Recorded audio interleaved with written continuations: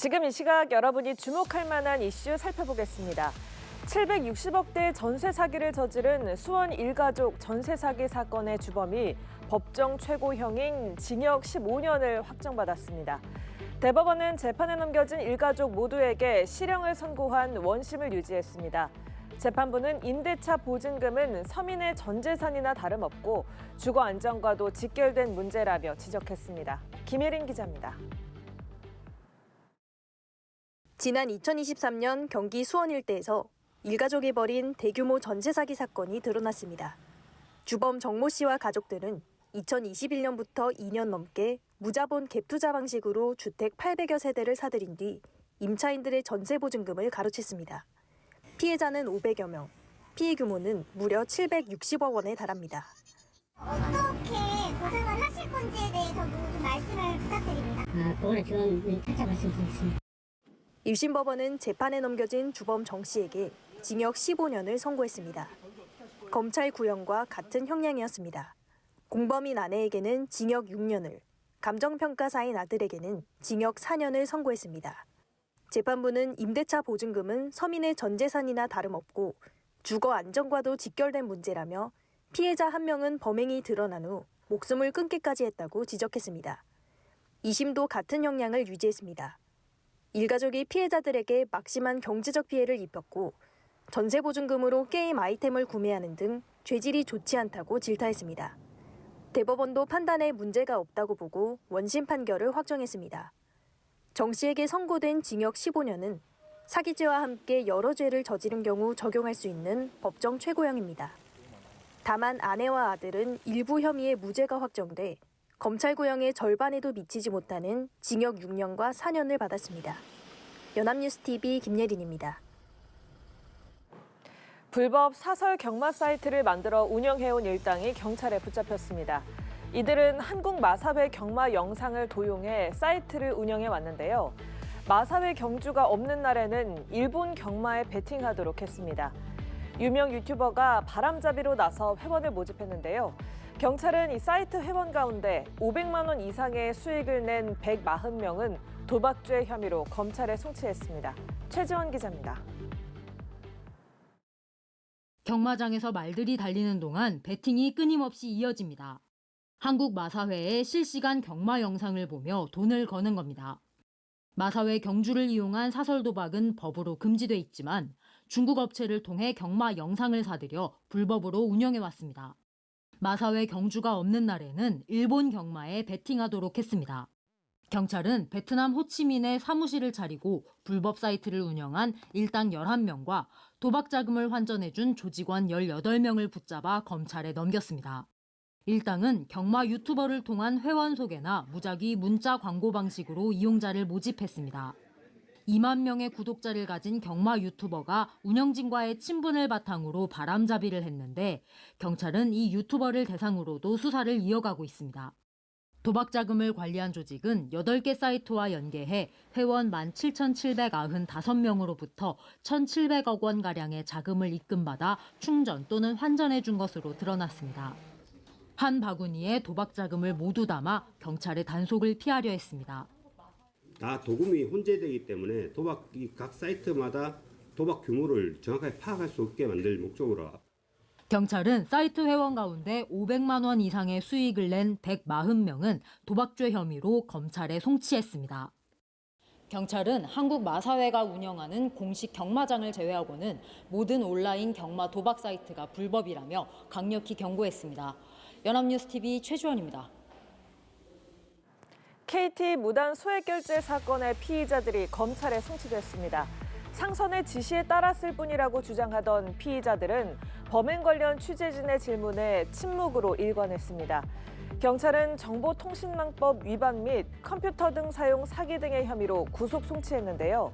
송치 이후에도 범죄 과정에서 피해자들의 개인정보를 어떻게 탈취했는지 등 수사를 이어간다는 계획입니다. 서순택 기자입니다. KT 무단 소액 결제 사건의 피의자 중국인 A씨가 마스크를 쓰고 모자를 눌러 쓴 채 유치장을 빠져나옵니다.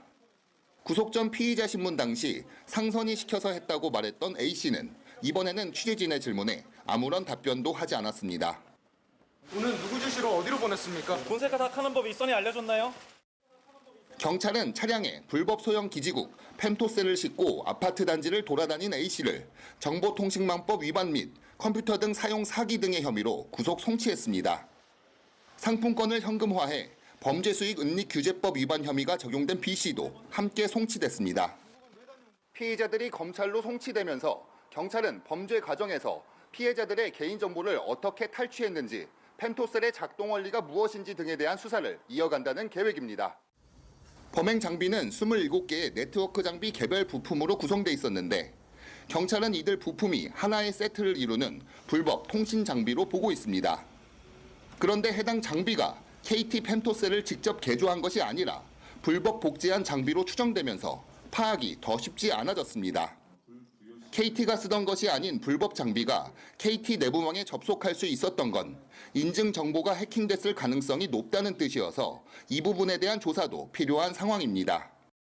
인증 정보를 가진 진범이 검거되지 않는 한 불법 통신 장비가 KT 코어망에 접근할 우려는 상존하는 셈입니다. 지난 5일 이후 범행이 중단되기는 했지만 이것이 KT의 차단 조치 때문인지 범행이 알려지며 검거를 우려해 윗선이 추가 범행을 중단했기 때문인지도 아직 알 수 없습니다. 검거된 A씨는 지난 5일 상선으로부터 서버에 장애가 생겼다는 말을 듣고 범행을 중단했다면서 범행 장비를 중국으로 시급히 보내라는 지시를 받았다고 말한 것으로 알려졌습니다. 연합뉴스TV 서승택입니다. 카카오톡 업데이트에 대해 불만을 표출하는 목소리들이 나오고 있습니다. 일부 채팅이 개선됐다는 평가도 있지만 변화가 과하다는 불만도 적지 않은데요. 온라인 커뮤니티에는 업데이트를 막는 방법을 묻는 글들이 잇따라 올라오고 있습니다. 채팅의 영역에서 SNS의 영역으로 넘어간 게 아니냐는 건데요. 카카오도 이 부분에 고민이 깊습니다. 최덕재 기자입니다. 최신 업데이트된 카카오톡을 여니 웬 사진이 큼지막하게 시선을 사로잡습니다. 원한 것도 아닌데 카카오톡 친구의 변경된 프로필 사진이 뜨는 겁니다. 직장 상사나 잘 모르는 사람인 경우도 많아 불편할 수 있는 부분입니다. 현재로선 사진이 이렇게 존재감 있게 등장하는 걸 막을 방법도 마땅찮습니다. 온라인 커뮤니티에는 업데이트를 막는 방법을 묻는 글들이 잇따라 올라오고 SNS에서도 업데이트를 하지 말라는 조언이 줄있습니다. 채팅 플랫폼에 그치지 않고 AI와 SNS를 접목해 변화하겠다는 전략이지만 소비자들의 수요 파악이 얼마나 선행됐는지 되물어볼 대목입니다. 이 정도 규모의 변화는 카카오톡 역사상 처음 있는 일이라 할 수 있습니다. 시대의 변화에 민첩하게 대응하겠다는 카카오톡의 의지를 담고 있습니다. 반면 필요했던 채팅 기능이 생긴 부분은 있습니다.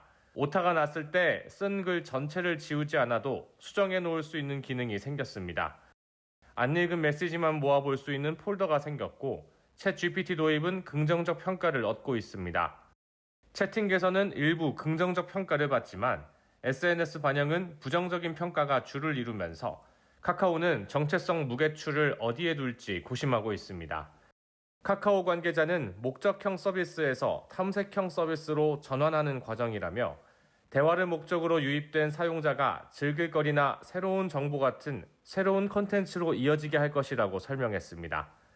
이어 고객 불만을 접수해 수정해 갈 것이라면서 그동안 카카오톡은 계속 변화해 왔다고 강조했습니다.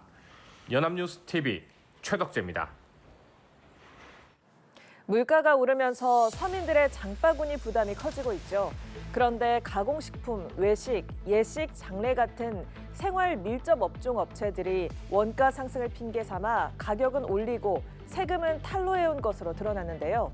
국세청은 사주 일가와 거래처까지 철저히 조사하는 한편 조세 포탈, 거짓 세금 계산서 발급 등 불법 행위가 적발되면 조세범 처벌법에 따라 엄정 대응하겠다는 방침입니다. 보도에 김수빈 기자입니다. 가공식품업체 A사. 최근 원재료 가격이 올랐다며 제품값을 올렸습니다. 하지만 사주일가 업체에서 원재료를 고가 매입한 것처럼 꾸미고 가족을 허위 등재해 인건비 용역비를 부풀려 탈세했습니다. 이렇게 조작한 비용으로 세금을 줄이고 이익을 빼돌린 겁니다. 국세청은 이처럼 원자재값 인상을 내세워 가격을 올리거나 현금 결제를 악용해 매출을 숨기는 등 다양한 수법으로 세금을 탈루한 생활업종 55개 업체에 대해 세무조사에 착수했습니다. 다 합쳐 보니까는 한 8천억 정도, 1,000억대 넘는 혐의 금액이 있는 것도 있고요. 가공식품이 사이즈가 제일 클 가능성이 높을 거예요, 아마. 물가 오름세 속에 탈세까지 드러나며 국민 공분이 커지고 있습니다. 지난달 기준 외식 물가는 3%대, 가공식품과 농축수산물은 4%대 상승했습니다. 탈루 혐의가 확인된 가공식품 업체의 경우 많게는 30%까지, 예식 장례업체는 평균 15에서 20%까지 가격을 인상했습니다. 일부 농축수산물 업체는 거짓 계산서 등으로 매입액을 부풀려 세금을 줄였고, 예식 장례업체는 현금 결제와 협력업체 수수료를 빼돌려 매출을 숨겼습니다. 여기에 일부 업체는 법인 명의로 고급 아파트와 스포츠카, 요트까지 사들이고 사주일가가 사적으로 이용해온 정황도 포착됐습니다. 국세청은 사주일가와 거래처까지 철저히 조사하는 한편 조세포탈 거짓 세금 계산서 발급 등 불법 행위가 적발되면 조세범 처벌법에 따라 엄정 대응하겠다는 방침입니다. 연합뉴스TV 김수빈입니다.